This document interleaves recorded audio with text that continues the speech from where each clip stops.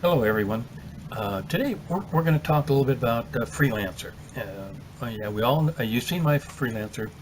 That there's a brand new ad out for Freelancer. I want you to show you this to you first, and then we'll go take a look at the new Freelancer, and maybe talk a little bit about my quandary. I don't know if I should upgrade to a new Freelancer because there's four or three new Freelancers variants.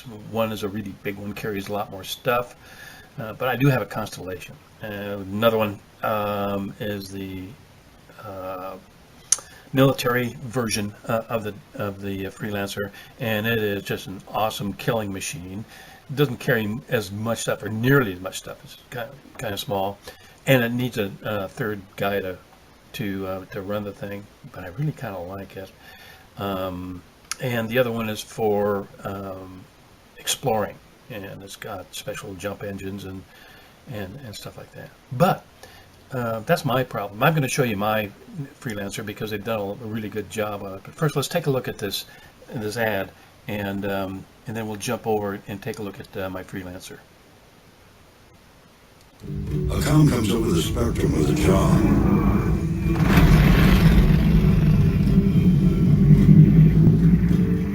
All it says is an amount of cargo, a delicate timetable, and a risky route.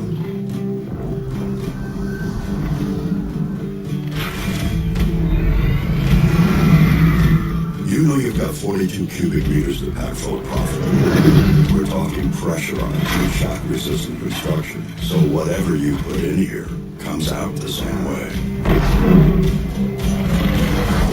They got two Arc Duo 400 engines. Their award-winning colloid ion technology gives you maximum fuel efficiency while keeping your sig low.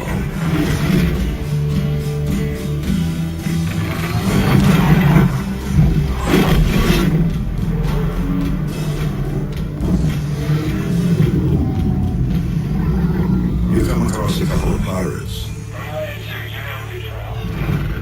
but with a weapon system featuring trusted names like Baron and Cronin, you aren't too worried.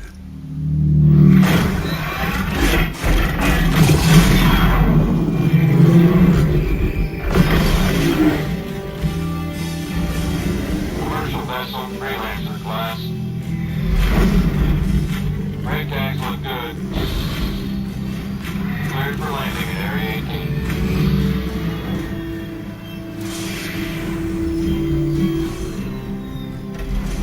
You're the one they come to when you need a job done right. Because you trust one ship. Miss Freelancer. Built for life.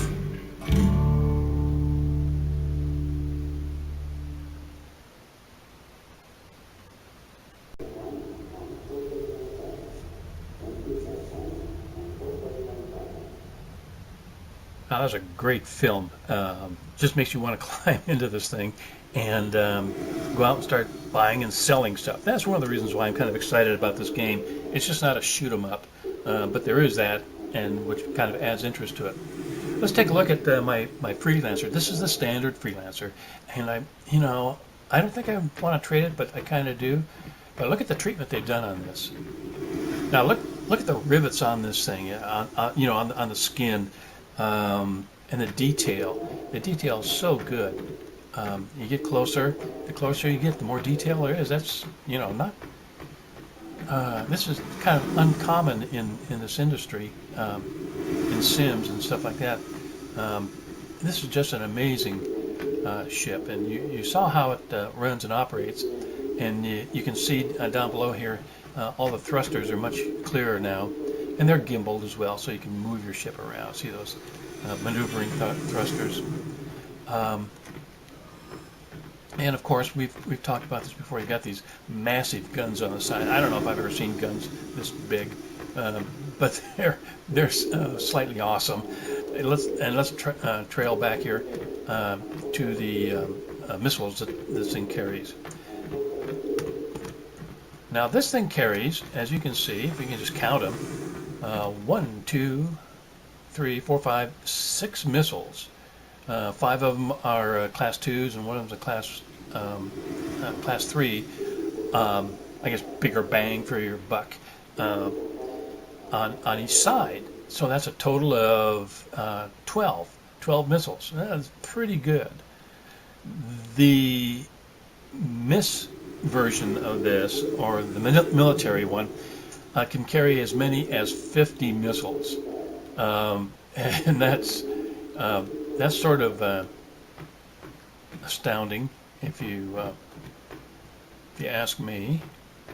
I didn't notice this. I'm gonna have to check the specs.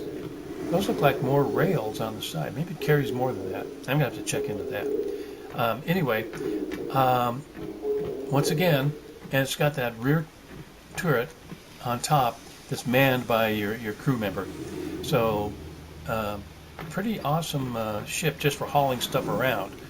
And the second thing they've done is they've allowed you to be able now to get to the inside of this thing from the back door, opening the back door.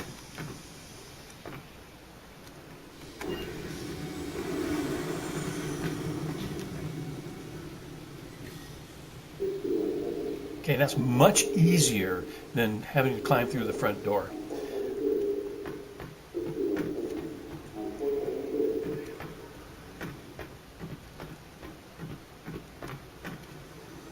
And here's the inside. Pretty much the same as the old one that we took a walk through, but look at the details. Once again, the detail in this has been heavily fleshed out now. With all the piping and conduits, the shock-mounted floors. They've been replaced now so that they're flatter and wider. Pretty nice. Once again, you can see the construction work on the inside, the weld marks and the where it's been welded. Altogether, pretty darn good. And also, I really love the stickers they have all over these things. Danger, do not stand here. Well, I don't know why, but you know what? I'm not going to stand there. Who knows? Anyway, let's go ahead and pop this door open.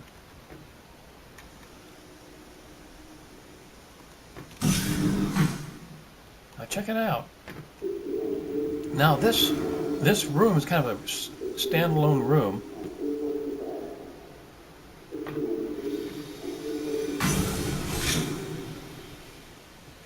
And I think it's so you can keep your cargo pressurized, yet if you need to leave, you can go through this docking port here, depressurize this room right here, and you're isolated from the cargo on this side and the cockpit and crew quarters on this side.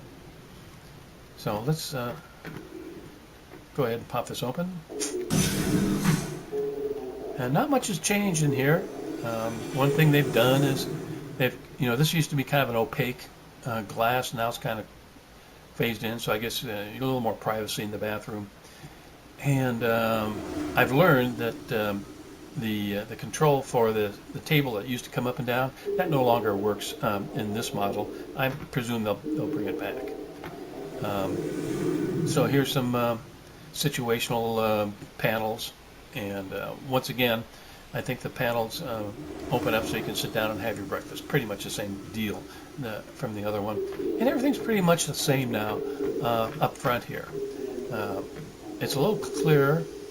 You can see they've added stairs to the bunks. Can't climb into the bunks yet. Imagine that's next.